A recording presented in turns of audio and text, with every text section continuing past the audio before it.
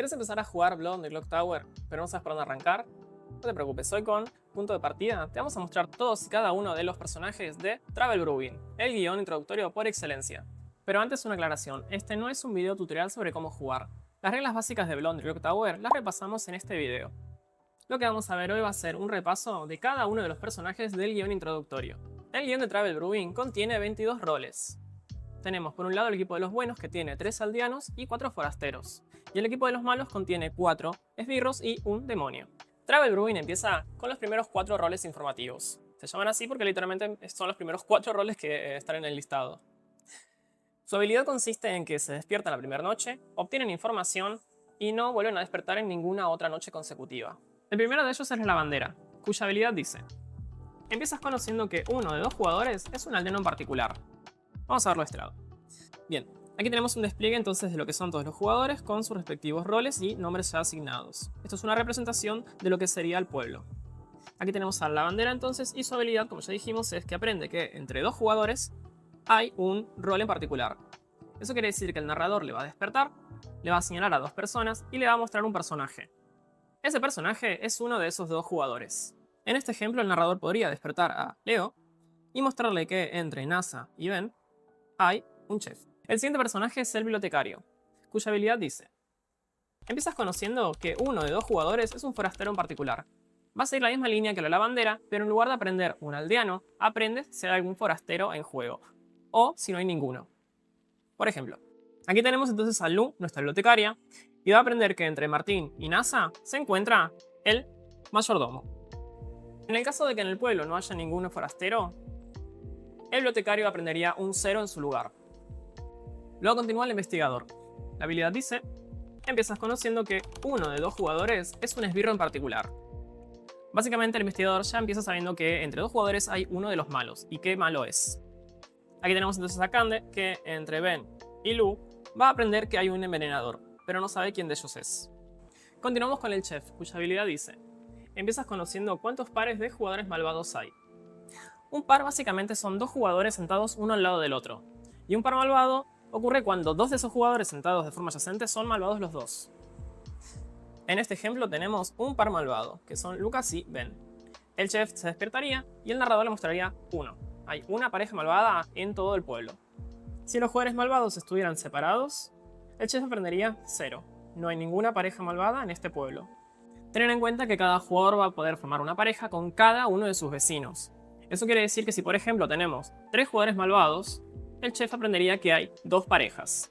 Por ejemplo, Lucas hace una pareja con Ben y una pareja con Leo, haciendo que el chef aprenda 2. El pueblo generalmente tiene forma de círculo, pero muchas veces pasa que en realidad es una curva o una U. En esos casos, considerar que los jugadores en los extremos también se consideran vecinos. Por ejemplo, si esto fuera un despliegue de lo que es nuestro pueblo, el chef aprendería 1, ya que Ben y Steven son una pareja, a pesar de que estén separados. Esos serían los personajes que empiezan con información. Los siguientes van a tener que obtenerla de otras maneras. El primero de ellos es Adivina o Fortune Teller. La habilidad dice: cada noche elige 2 jugadores. Aprende si alguno de ellos es un demonio. Hay un jugador bueno que se registra como demonio para ti. Básicamente la adivina va a despertar, va a señalar a 2 jugadores y el narrador le va a confirmar si entre ellos hay presente un demonio. Sin embargo, hay un jugador bueno, que puede ser tanto forastero como aldeano, que si la adivina le señala, el narrador también le dirá que hay un demonio entre ellos. Ese jugador se llama Red Herring o pista falsa. Vamos a verlo aquí. Tenemos nuestro pueblo, aquí está la adivina se despierta y señala a Lu y a Caro. Como ninguno de ellos es un demonio, el narrador le dice no. En la siguiente noche se despierta la adivina y señala a Ben y a Steven. Como entre ellos hay un demonio presente, el narrador le dice sí. La adivina va a querer entonces sobrevivir la mayor cantidad de días que pueda para poder verificar su información cada noche, para poder ir haciendo sus conjeturas y tratar de evitar matar a la pista falsa en lo que busca el demonio. Los siguientes roles también obtienen información, pero se van a beneficiar si hay muerte de por medio. El primero de ellos es el Empata, cuya habilidad dice: cada noche aprendes cuántos de tus 2 vecinos vivos son malvados. Tenemos entonces a Lu, nuestra Empata. Hoy se despierta y aprende 0. Ni Martín ni Nasa son malvados. El pueblo decide ejecutar a Martín. Martín muere y ahora los vecinos vivos de Lu son Nasa y Steven. Como entre ellos hay un jugador malvado, hoy Lu se despierta y aprende 1. por lo que el empata quiere sobrevivir la mayor cantidad de días que pueda y además matar a sus vecinos para poder ir renovando su información. Continuamos con el sepulturero o enterrador, cuya habilidad dice: cada noche, excepto la primera, aprendes qué personaje murió por ejecución hoy. El sepulturero básicamente sabe quién era el jugador que fue ejecutado durante el día. Esa misma noche se despierta y el narrador le muestra qué rol tiene esa persona. El pueblo decidió ejecutar a Ben. Ben es ejecutado y muere, y es marcado como que hoy murió. Esa misma noche se despierta Cande, nuestra sepulturera, y aprende que el personaje de Ben era el envenenador. El sepulturero aprende el personaje real del jugador ejecutado. Si el pueblo decidió no ejecutar a nadie, el sepulturero no va a despertar esa noche, por lo que quiere que se resuelvan las ejecuciones para obtener nueva información. Continuamos con el Creacuervos o Ravenkeeper. La habilidad dice: si mueres en la noche, te despiertas para elegir a un jugador y aprendes su personaje. Básicamente, el Ravenkeeper quiere que el demonio lo mate durante la noche para poder, literalmente, aprender el rol real de cualquier jugador. Por ejemplo, Martín es el demonio y mata a Caro. Caro muere y esa misma noche, como es el Criacuervos, se despierta para señalar a un jugador. El narrador le muestra el personaje del jugador que señaló. Si por ejemplo señalara a Ben, le mostraría el Poisoner. Si tenía dudas de, por ejemplo, Martín, le mostraría que efectivamente era el demonio. Al Criacuervos le interesa que lo maten, pero si por ejemplo revela su rol muy al principio de la partida, el demonio no va a tener interés en matarlo porque sería beneficiar al equipo de los buenos. Generalmente le va a convenir hacerse pasar por algún rol que el demonio busque matar, como por ejemplo una divina o un enterrador. Continuamos con la Virgen. La habilidad dice: la primera vez que seas nominado, si el nominado es un aldeano, es ejecutado inmediatamente. Básicamente, si la primera persona que nomina al jugador, que es la Virgen, es un aldeano, específicamente, ese jugador es ejecutado inmediatamente. Al solo poder haber una ejecución por día, automáticamente termina ese día y pasamos a la noche. Pero si por ejemplo el primer jugador que le nomina es un forastero, un esbirro o el demonio, el efecto de la Virgen no se resuelve y además pierde su habilidad. En este ejemplo tenemos a Miguel como la Virgen. El primer jugador en nominarlo en esta partida es Martín. Martín, al ser un forastero, no es ejecutado, pero Miguel pierde su habilidad. La votación procede normalmente y el día continúa. Lo mismo habría pasado si el primer jugador en nominarlo es Ben o Leo, ya que son el esbirro y el demonio.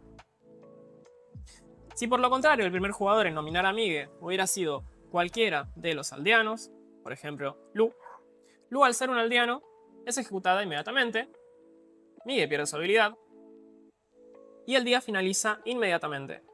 La habilidad de la Virgen básicamente puede confirmarle al pueblo el bando de dos jugadores, tanto el de la Virgen como el del nominador. Continuamos con el Exterminador, cuya habilidad dice: una vez por partida, durante el día, elige a un jugador públicamente. Si es un demonio, muere. Básicamente, una vez por juego, el Exterminador puede levantarse, decir ser el Exterminador, elegir a un jugador y dispararle. Si el jugador disparado es efectivamente un demonio, muere inmediatamente. No es una ejecución, simplemente muere.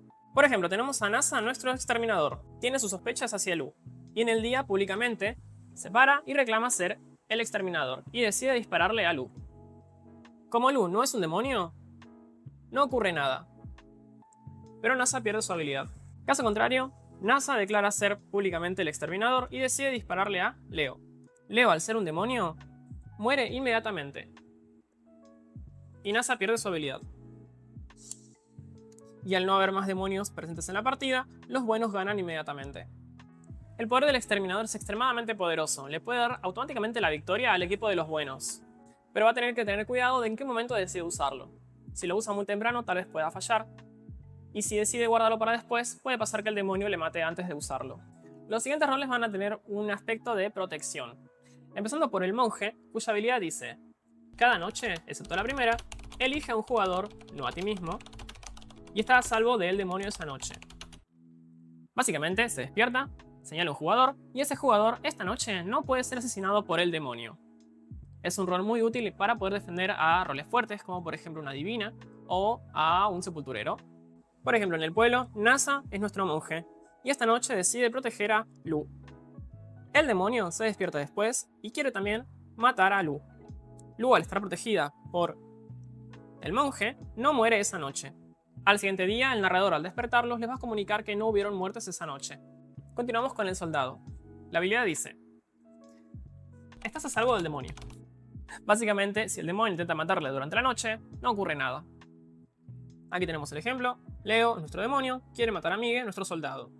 La habilidad del soldado le impide morir a causa del demonio, por lo que nada ocurre. Y en la mañana el narrador va a comunicar que no hubieron muertes esa noche. El soldado solamente puede morir ejecutado por el pueblo durante el día. El último de los aldeanos es el alcalde. La habilidad dice: si solo 3 jugadores viven y nadie es ejecutado, tu equipo gana. Si mueres en la noche, otro jugador podría morir en tu lugar. La habilidad del alcalde básicamente es una condición de victoria alterna para el equipo de los buenos. Cuando solamente queden 3 jugadores con vida, es decir, en el día final, si el pueblo decide no ejecutar a nadie y entre ellos hay un alcalde, los buenos ganan la partida. Vamos a verlo aquí. Tenemos aquí al pueblo y solamente quedan 3 jugadores con vida: Leo, Steven y Martín. Entre ellos se encuentra Steven, el alcalde. Si consigue convencer al resto de jugadores de no ejecutar a nadie en este día, los buenos ganan la partida. Si Steven dice esto y a pesar de ello deciden no ejecutar a Martín, como solo quedan 2 jugadores con vida, entre ellos el demonio, ganan los malos. La otra parte de su habilidad es para proteger. Si el demonio durante la noche intenta matar al alcalde, en este caso Leo se despierta y quiere matar a Steven, la habilidad del alcalde rebota el ataque del demonio, y en su lugar muere otro jugador. ¿Qué jugador muere y si esto ocurre o no? Depende del narrador. Por ejemplo, Leo quiere matar a Steven. Steven es el alcalde y el narrador decide que no muere esa noche. Su ataque rebota a otro jugador. Un ataque hacia un alcalde puede incluso rebotar a un esbirro. Esto va a depender de la decisión del narrador en función de qué beneficia a cada equipo en esa instancia de la partida. Y ese sería el último de los aldeanos. Ahora pasamos a los forasteros, que son estos jugadores buenos con habilidades no tan útiles para su equipo. Son habilidades que entorpecen o distraen lo que es la deducción de cada jugador. El primero de ellos es el mayordomo, cuya habilidad dice: cada noche elige a un jugador, no a ti mismo. Mañana solo puedes votar si ese jugador también vota. El mayordomo solamente va a tener permitido levantar la mano durante una votación si previamente su maestro levantó la mano para esa votación. Por ejemplo, acá tenemos a Lu, nuestro mayordomo, que eligió que el día de hoy Miguel sea su maestro. Durante la primera votación, Cande nominó a Lucas. Durante el conteo, mientras el narrador está contando los votos, Miguel levantó la mano, votó para ejecutar a Lucas. Por lo tanto, Lu tiene permitido votar, si quiere, para ejecutar a Lucas. Si el maestro del mayordomo vota, el mayordomo puede elegir si votar o no. Pero si el maestro no vota para ejecutar a un jugador, en esa votación, el mayordomo no tiene permitido levantar la mano. El siguiente forastero es el borracho. Su habilidad dice: no sabes que eres el borracho, crees que eres un aldeano, pero en realidad no lo eres. Básicamente, cuando los jugadores están obteniendo su rol de la bolsa, en la bolsa va a haber un aldeano de más y un forastero de menos. Este forastero es el borracho. El jugador que reciba a ese aldeano va a jugar como si fuera ese aldeano, y el narrador le hará todos los gestos pertinentes de ese rol. Sin embargo, ese jugador no va a contar con las habilidades de ese aldeano. Su habilidad es que no tiene habilidad, es que cree ser un aldeano. Como el jugador realmente no tiene la habilidad de ese aldeano, si esa habilidad implica obtener información, esa información puede llegar a ser falsa, muy probablemente lo sea. Eso va a depender del narrador. Durante la repartija de roles, Lu obtuvo el rol del chef. Sin embargo, es el borracho. Esta ficha no va a estar dentro de la bolsa. La ficha que saca de la bolsa es la del chef. Lu, a fines prácticos, cree ser el chef. Sin embargo, es el borracho. Esa misma noche, la primera, el narrador le despierta y le comunica que en el pueblo hay un par malvado. Esto, lógicamente, es erróneo. No hay 2 malvados juntos entre sí. Pero como es el borracho, el narrador tiene permitido mentirle. El siguiente personaje es el recluso, cuya habilidad dice: podrías registrar como malvado, y como esbirro y demonio, incluso si estás muerto. Esta es una de las pocas habilidades cuyo efecto se mantiene incluso si el jugador está muerto. En este caso, la habilidad consiste en que si algún personaje debe verificar el bando o el personaje del recluso, en lugar de aprender correctamente que es el recluso bueno, podría aprender que es malo, o que es el demonio, o que es un esbirro. Esto va a depender del narrador. Por ejemplo, tenemos aquí el pueblo y Steven es nuestro recluso. Durante la primera noche, el chef registra a Steven como si fuera malo. Por lo tanto, aprende una pareja entre Ben y Steven. O por ejemplo, la primera noche, Martín, el empata, aprende que entre sus vecinos hay un malo.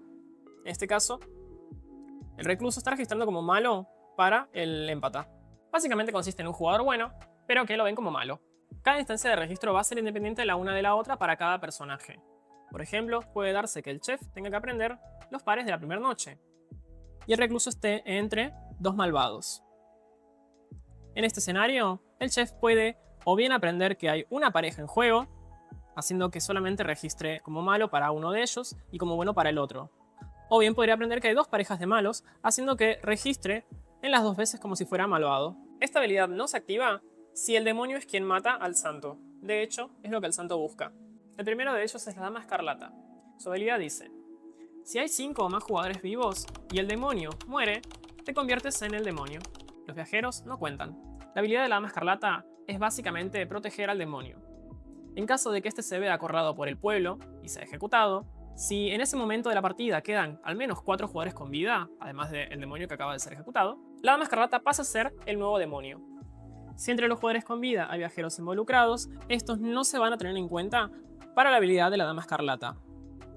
En este escenario, la Dama Escarlata perdería su habilidad ya que solamente hay 4 jugadores con vida sin contar viajeros. Y continuamos con el varón. Su habilidad dice: hay forasteros extra en juego, más 2 forasteros. La habilidad del varón en sí no tiene habilidad, pero lo que provoca su presencia en el pueblo es que 2 roles de aldeano sean extraídos de la bolsa y en su lugar reemplazados por 2 roles de forastero. Acá tenemos una partida a 8 jugadores. A 8 jugadores debería de haber solamente un forastero en juego. Pero como el varón está presente en el pueblo, al momento de armar la bolsa, se reemplazan 2 roles de aldeano por 2 roles de forasteros. La ventaja de ser el varón es que puedes jugar el resto de la partida relajado porque el caos ya lo provocaste. Ya tu mera presencia en el pueblo golpeó al equipo de los buenos. Seguimos con el espía. Su habilidad dice: cada noche ves el grimorio. Podrías registrar como bueno y como aldeano o forastero, incluso si estás muerto. El espía es básicamente un recluso malvado. Su habilidad es exactamente igual que la del recluso, pero de forma contraria. Cualquier personaje que fuera a registrar al espía puede recibir en su lugar, puede ver en su lugar un personaje bueno, tanto forastero como aldeano. Por ejemplo, si un espía vivo está sentado junto al empata, el empata podría no registrarlo, podría aprender 0. Ninguno de sus 2 vecinos son malos, pese a que el espía está justo a su lado. Al igual que con el recluso, esta habilidad trasciende la muerte. Eso quiere decir que si, por ejemplo, durante el día el espía muere, esa misma noche un creacuervos o un sepulturero puede aprender que el espía era alguno de los roles de aldeano, como por ejemplo un bibliotecario. Ahora bien, al igual que con recluso, cada instancia de registro es distinta de la otra. Esa misma noche podría registrar como un rol para el creacuervos, pero como uno diferente para el enterrador. Y el último de los esbirros es el envenenador. Su habilidad dice: cada noche elige a un jugador.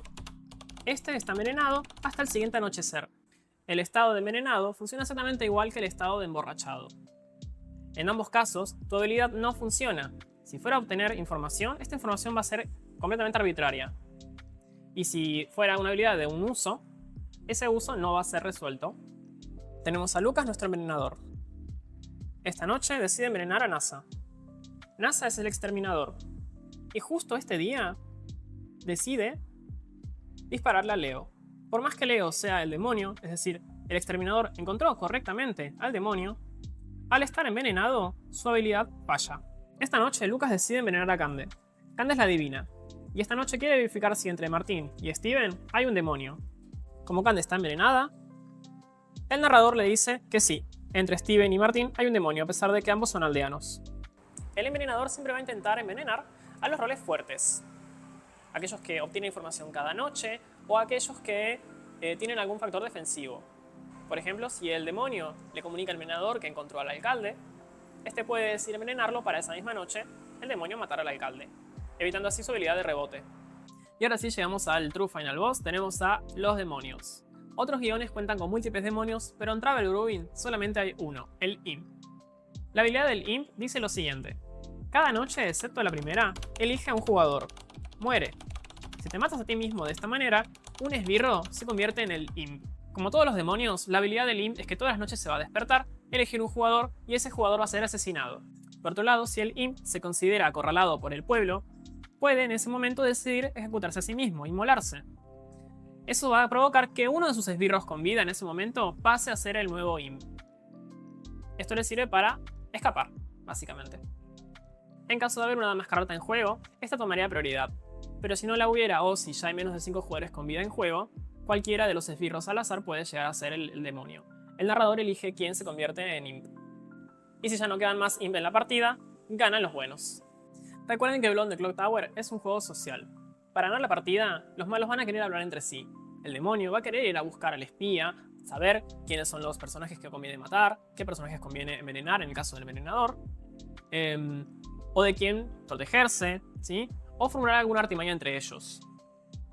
Y mientras tanto van a esparcir mentiras y pistas falsas para evitar ser descubiertos. Este es el guión al que le recomendamos hacer más partidas antes de saltar a los siguientes.